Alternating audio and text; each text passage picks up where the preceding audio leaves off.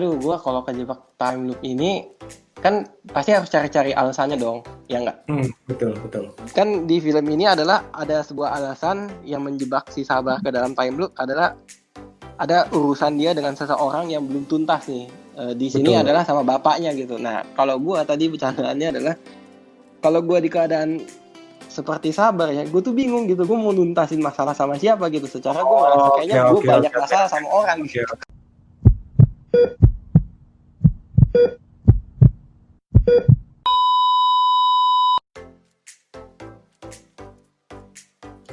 Nah, bisa juga kan gini loh, maksudnya dalam arti yang pertama kalau terlalu senang juga pasti segala sesuatu yang terlalu itu kan bisa menyebabkan tidak baik ya. Iya, Terlalu betul. sedih, terlalu senang, ataupun bisa juga kalau kita hubungkan secara tanda kutip kepercayaan atau supranatural ya, dalam arti mungkin aja ya kalau pas ajalnya tiba, saya ya itu tanda-tandanya dia kangen sama anaknya, saking kangen sama anaknya itu semesta mendukung, anaknya tiba-tiba akhirnya oh ya kalau gitu ini ada something yang gua harus beresin. Nah mungkin aja tuh semesta mendukungnya itu, nih bapak udah mau meninggal, dia kangen, dia tahu nih ada something yang dia harus bereskan dengan anaknya ataupun istrinya.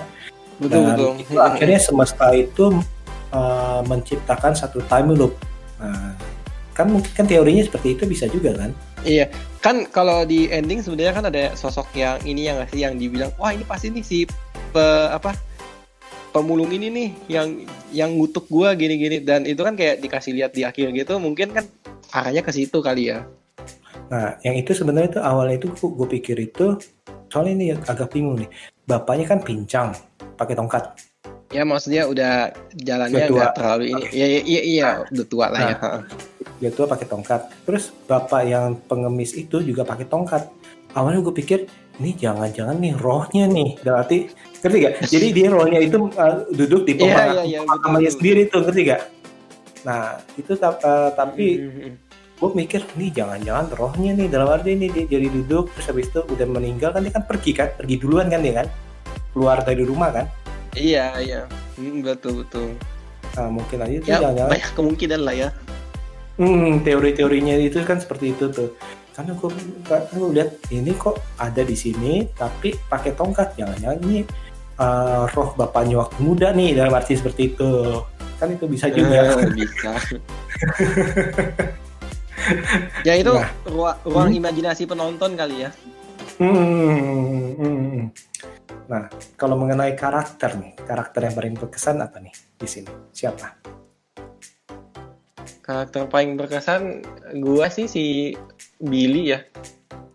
Billy yang diperankan Ananda Omes. Iya, Kenapa? Jadi tuh kayak kalau di dalam film Time Loop ya, tokoh utamanya harus punya sidekick gitu atau partner, membuat dia percaya yang dialamin olehnya itu time loop gitu ya. Itu kan kayak harus punya banyak kriteria dulu dan lain sebagainya gitu. Walaupun ya untuk unsur komedi pakai ngomong gitu kan, dalaman gue hari ini warna apa gitu. Itu pinter. Terus kayak iya isi dompet gue ini berapa gitu kan.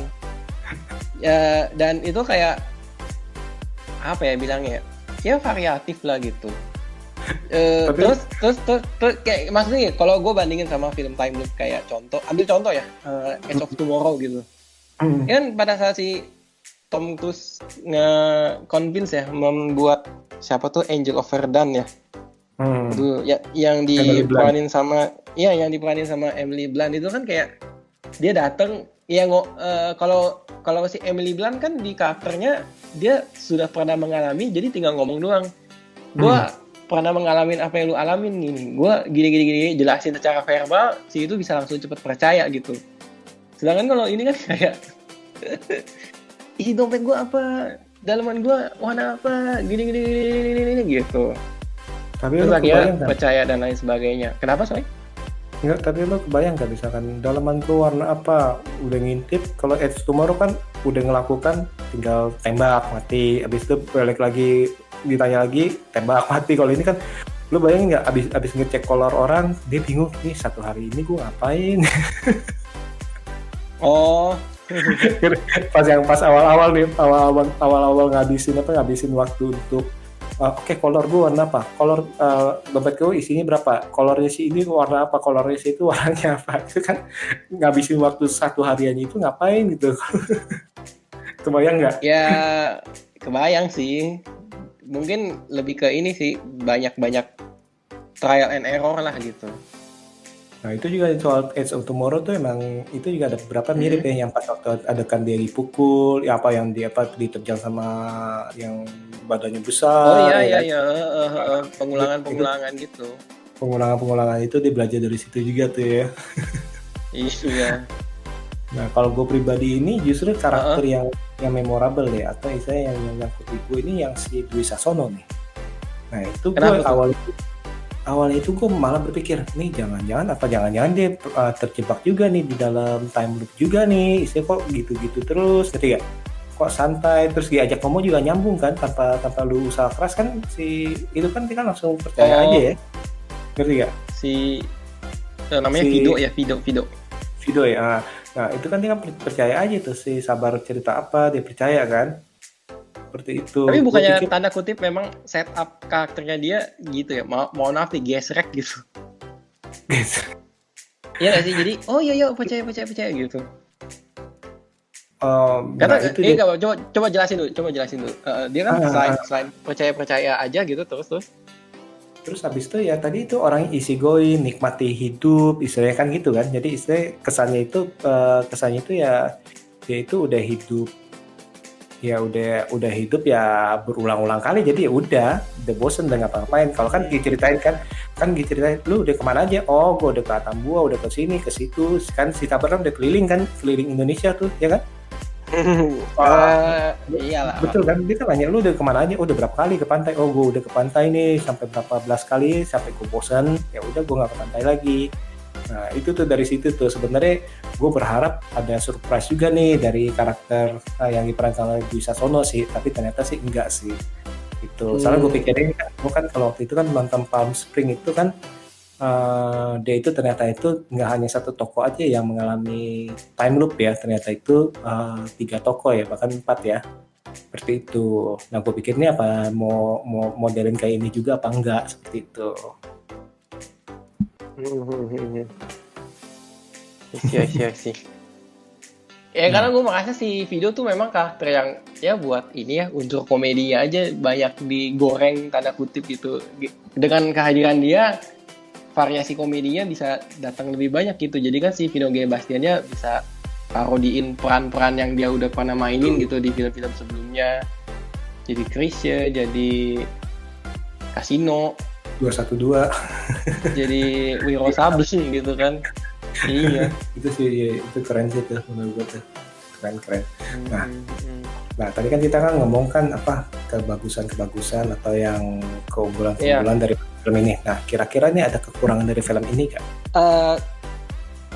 Ini subjektif ya. Kalau gue sih yang kayak tadi gue bilang tuh terkait dengan gaya bahasa dan komedi gitu ya. Somehow gue merasa yang agak-agak itu pas si itu ya tuh lagi PDKT sama Luna Maya sih. Oke. Iya, menurut gua ya itu gaya komedi yang bukan gua aja sih. Bukan seleranya gua gitu. Tapi gua bukannya ngatain ini jelek atau enggak gitu ya, kan komedi tergantung selera gitu. Cuman ya nggak gitu aja cara ngobrol ya menurut gua gitu. Gua malah lebih suka gaya komedi yang kayak si ini apa, kalau memang bercanda ya ya udah, iya Rigen sama Rizko, Yoga sama Aldi ya kalau nggak salah namanya ya. Oh lu ya, lebih suka itu maksudnya kayak ya permainan kata, mereka di set up sebagai tokoh-tokoh yang lucu tapi masih bisa memberikan moral sedikit gitu. Nah kalau gitu sih. Kalau lu gimana? Yang gue sih setuju sih.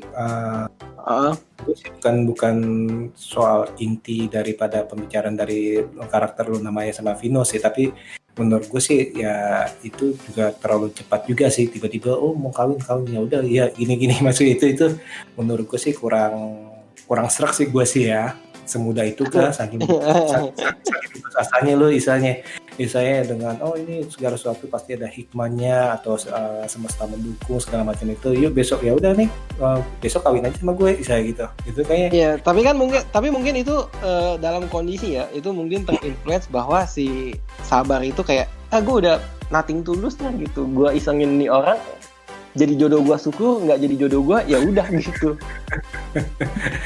Itu sih yang mengganjal di gue sih, itu sih yang mengganjal di gue sih itu sih dalam arti sih. Tapi overall sih menurut gue sih nggak ada masalah sih.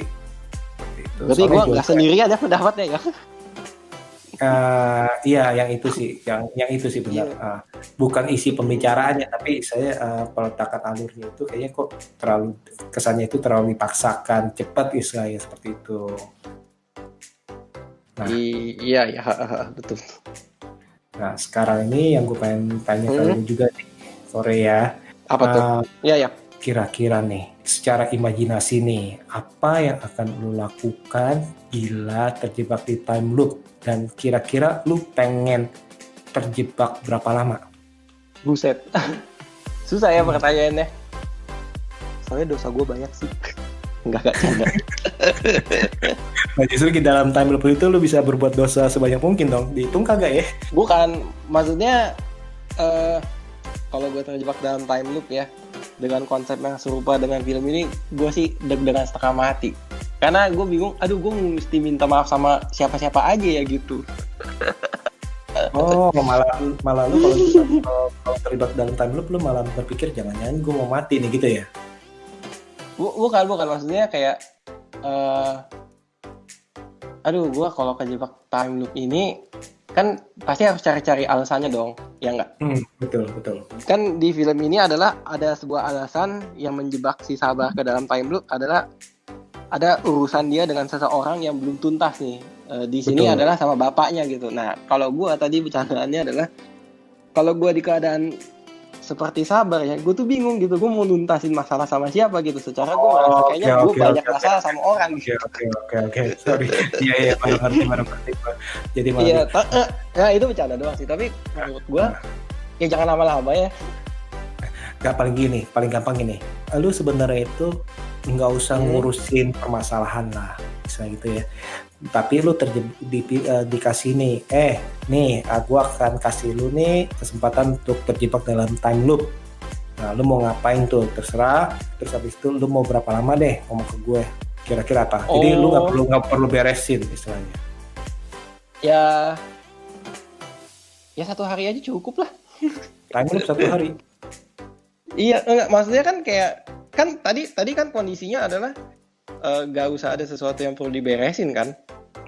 Tapi lu nggak mau nikmati hidup, dalam arti kalau lu nih tabungan nih, misalnya lu punya tabungan nih, for example berapa puluh juta, oh ya udah gue hari ini mau ke misalnya Atambua, hari ini mau ke mana, misalnya gitu kan lu bangun duit lu kembali, ngerti gak? Jadi lu bisa keliling tuh. Atau lu ada apa lu ada mimpi, gue nggak pernah ngerampok bang nih, aku mau coba jadi perampok gimana sih gitu. Atau yang di film ini sih cukup berani menurut gue sih untuk film Indonesia itu, si Dwi Sasono, si Vido itu sempat tanya, lu udah berapa kali bunuh diri? Saya udah pernah coba belum kan ya? Benar kan ya? Nah itu cukup berani loh untuk film Indonesia loh, ngangkat kayak gitu tuh. Ya, di awal diangkat nih bunuh diri karena putus cinta, yang ini ditanya loh sebagai tanda kutip bercandaan kan, lu udah coba bunuh diri, udah berapa kali? Iya, belasan ya kalau nggak salah ya. Nah seperti itu, yang tabrak kereta segala macam ya. Nah kira-kira kalau lu cuma mau 1 hari aja time loop, karena ya kan tadi kan nggak ada kondisi untuk minta maaf ke orang dan lain sebagainya kan, atau menuntaskan yang belum tuntas ya. Karena menurut gue definisi menikmati hidup tuh bukan punya tanda kutip jaminan akan mengulang hari gitu. Lebih baik hidup ya jalanin hari apa adanya gitu. Yang kita kerjakan hari ini ya udah selesai di hari ini, dan kenikmatannya itu adalah memorinya gitu. Bijaksana juga ya. Ya kan karena maksud gue gini, gue justru gue kalau berpikirnya dibalik ya urutannya. Tadi kan kalau misalkan ada time loop, lu habis nikmatin ini, terus ya udah lu bisa balik lagi uangnya dan lain sebagainya. No, kalau kayak gitu nanti gue punya gue punya apa ya bilangnya, perasaan penyesalan yang konstan gitu. Karena gue jadi kayak punya pikiran, coba dulu gue kayak gini, coba dulu gue kayak gitu. Gue nggak mau sih kayak gitu ya. Oh, nggak mau lu ya? Ya maksudnya kan kayak kalau gue udah mencicipi satu keadaan euforia, terus besokannya gue terbangun di hari yang sama, gue melakukan sesuatu di hari tersebut, tapi outcome-nya tidak lebih menyenangkan dari yang pernah gue alamin, itu kayak itu malah nambahin beban ke diri gue nggak sih, untuk kayak tanda kutip nyesel seumur hidup gitu. Aduh, coba gue gini, coba gue gitu. Kan besokannya bisa diulang lagi. Enggak, ya kan kalau misalkan kayak gitu kan berulang-ulang dan lain sebagainya kan kayak gini, semakin banyak variasi terkait dengan hari yang gue pernah alamin, justru itu membuat gue tuh kayak punya beban moral penyesalannya tuh makin deep gitu. Oke, cukup menarik. Gitu sih menurut gue ya. Cukup menarik sih. Kalau gue pribadi sih kalau lu gimana? Kalau gue pribadi tergoda sih, dalam arti oh iya benar juga ya. Bisa juga ya, dalam arti nikmati hidup gitu ya, dalam arti bener-bener oh ini misalnya punya tabungan ya, oh ya gue pengen ini, kan habis-habisan tuh ya kan. Kalau biasanya kan kalau hari-hari biasa kan kita mikirin udahlah nggak usah lah. Kalau ini kan ya udah dia foyo pasti pergi kemana dengan biaya yang sangat besar. Saya bukan foyo-foyo nggak benar ya, dalam arti siapa sih nggak mau keliling dunia istilahnya, atau siapa sih nggak mau pergi melihat pemandangan yang indah, terutama di Indonesia loh. Indonesia Timur itu sangat mahal kita, dalam arti untuk perjalanannya. Nah itu kan hari gue pergi kemana, besok kan gue bangun udah kembali ke kamar gue lagi, seperti itu. Nah yang gue bingung itu kalau misalkan si Sabar ini tidur di misalnya bukan di kamarnya, dia balik lagi gak ya? Bangun pasti balik ke kamarnya ya? Kalau gue sih merasa iya, kan dia ngomong pernah ke Sumba ya. Gue by logic dia bangun, mungkin bolak-balik ya, mungkin per hari secara gini, dia bangun itu karena dibangunin nyokapnya yang di kisaran jam 8 pagi. Betul ya? Nah, coba kita googling aja Jakarta ke Sumba tuh berapa lama penerbangannya. Oke, itu ya kan ya, itu taruhlah penerbangannya ke airport Tambolaka atau Waingapu gitu, 8 jam ke atas. Ya kalau misalkan dia dari Jakarta jam 8 pagi, siap-siap setengah 9, jam 9 dia berangkat ke airport, perjalanan 2 jam, jam 11 ini dia tambahin berapa? 8 jam ya, taruhlah penerbangannya 8 jam, berarti kan sekitar jam berapa? Belum berbeda Pak. Iya, jam 19-an kan, kayak maksudnya kayak logik kayak gitu. Justru gue sebenarnya menantikan kalau di film ini adalah kalau dia nggak tidur di hari itu. Nah, nggak tidur di hari itu kayaknya sih waktu tetap berjalan, tapi di saat dia ketiduran kayaknya itu akan ngulang. Nah itu kayak jadi film lain itu. Ada yang membahas. Iya makanya. Itu. Berapa jam sih lu? Berapa hari sih lu kuat tanpa tidur? Nah itu ada tokohnya itu dia berusaha untuk gak tidur, akhirnya kelap aja, merem aja. Nah udah ngulang bangunnya. Jadi gagal. Iya. Betul. Kalau gue malah penasaran. Kira-kira gimana? Iya kalau gue sih malah penasaran kalau misalnya kalau ini mau pergi sini, mau pergi sana. Tapi ya itu sampai kapan itu kan juga ya tadi itu lo bilang itu kan ya mau sampai kapan lo istilahnya kan, memorinya mau gimana, terus nanti habis itu ya itu kan memori hanya lo yang kenal doang, istilahnya seperti itu kan. Betul kan ya. Nah terus yang di film ini juga yang gue tadi kepikiran itu kalau gitu di saat-saat selanjutnya itu si Sabar nolongin karyawannya yang kepleset gak ya? Dia kan yang kepleset di minimarket itu dari tangga yang tangannya patah, yang jadi curcol. Aha. Iya, Kan iya. setelah berapa kali kan dia kan akhirnya beli aki kan, minjem aki kan. Jadi dia nggak pernah ambil duit lagi dong. Tapi kan ada satu yang terakhir dia tolongin dulu. Dia memang sengaja ke ATM ambil cash, tapi dia ngomong ke antrian di kasir, permisi gitu. Terus dia geser ininya kan. Nah itu yang berapa kali tuh? Yang terakhir itu menuju terakhir itu, seingat gue ya. Tapi bukan hari terakhir kayaknya. Enggak kan, itu di tanggal pokoknya hari terakhir dia deh, seingat gue ya. Nah, itu emang ada tuh yang dia permisi itu diambil itu. Karena memang kayaknya penggambarannya adalah tanda kutip dia move on dari mantannya itu, ada orang handphonenya jatuh udah langsung diambilin gitu. Terus yang di minimarket ya udah gue tolongin aja gitu. Jadi kayak perbuatan dan perlakuan baik ke orang-orang yang tidak dikenal gitu, tanda kutip. Ya. Gitu sih. Ya, overall sih keren nih. Nah kira-kira nih pesan yang Kokore dapetin dari film ini apa nih? Ya lebih ke ikhlas ya. Dan jadilah sutradara film sendiri supaya bisa cameo. Itu kaget juga loh. Ada udah gitu sepatunya LV lagi. Itu emang tuh. Tapi overall sih ini emang film Indonesia yang cukup ini nih ya, yang cukup menurut saya sih cukup memuaskan dan cukup berani ngambil tema ini, karena belum tentu semua orang suka nih dengan tema ini. Dan yang gue suka ini tapi kan kayak iya betul. Kemarin sih bercandaannya pas lagi ini, kenapa di trailer harus ujuk-ujuk film time loop pertama di Indonesia gitu. Kayaknya memang mungkin penontonnya harus dikasih clue gitu, ini time loop loh gitu. Daripada nonton kecewa lebih marah-marah ya. Iya ya mungkin gitu, ya nggak tahu lah ya. Terus ini juga twist-twistnya juga jujur sih cukup oke sih, dalam arti di saat kita pikir wah ini nih udah selesai nih, wah ini pasti dia sama dia nih, oh ini nih pasti sama temennya nih, oh ini nih pasti ini nih, ternyata itu cukup. Ya kalau itu sih tergantung masing-masing penonton ya, semua penonton kan boleh punya ekspektasi dan tebak-tebakannya gitu. Betul. Iya sih. Kalau dari kakaknya gimana? Apa yang membuat apa sih gitu? Oh ini seneng nih, menyenangkan film ini gitu.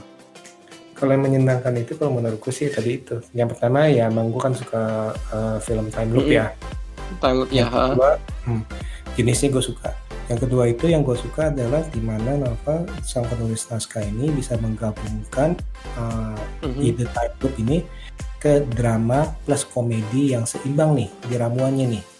Jadi istilahnya nggak ada yang terlalu menonjol, tapi nggak ada yang terlalu rendah istilahnya gitu. Jadi porsi drama diselipi komedi supaya kita nggak terlalu baper seperti itu. Bahkan di dalam serius pun kadang-kadang itu yang tiba-tiba digampar itu kan kadang-kadang kan kita ritme itu cukup bagus sih. Selain itu juga betul. Dari warna filmnya juga cukup. Betul. Setupnya ya.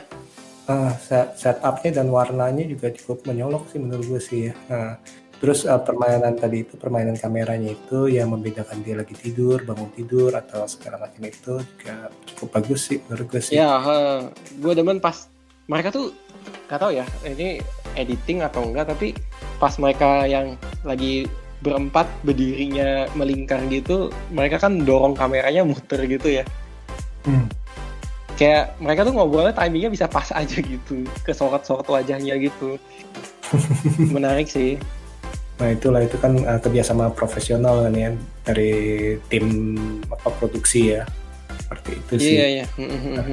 Keren sih ini, walaupun sih menurut gue emang beresiko dalam arti film time loop dengan durasi yang cukup panjang, tapi ternyata itu 2 jam 6 menit ya. 126 betul, 126. Iya. Tapi entah kenapa gue nontonnya itu sih enjoy aja sih.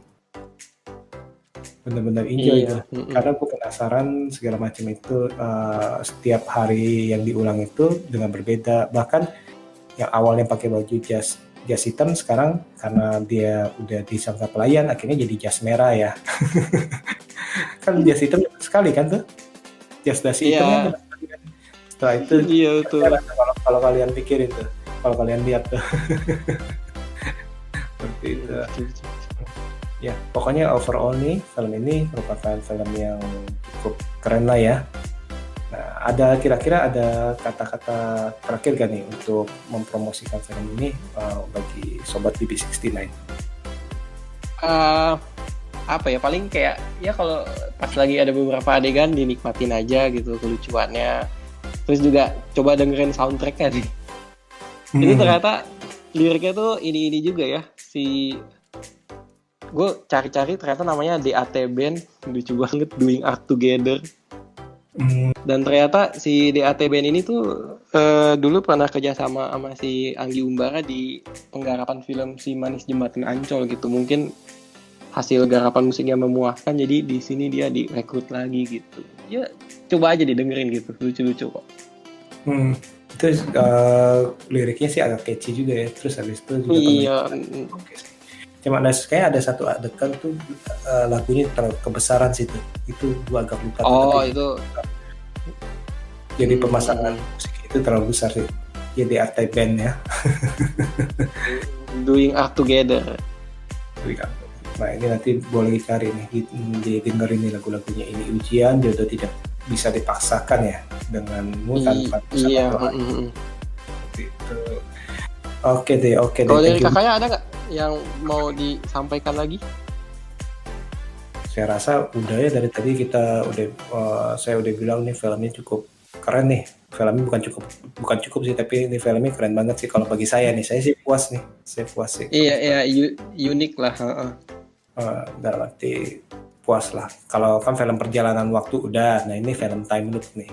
Jadi ya harus ditonton. Saya sih seperti itu. Mantap. Iya. Kalau mau nonton di mana? Sekalian promosi. Asik.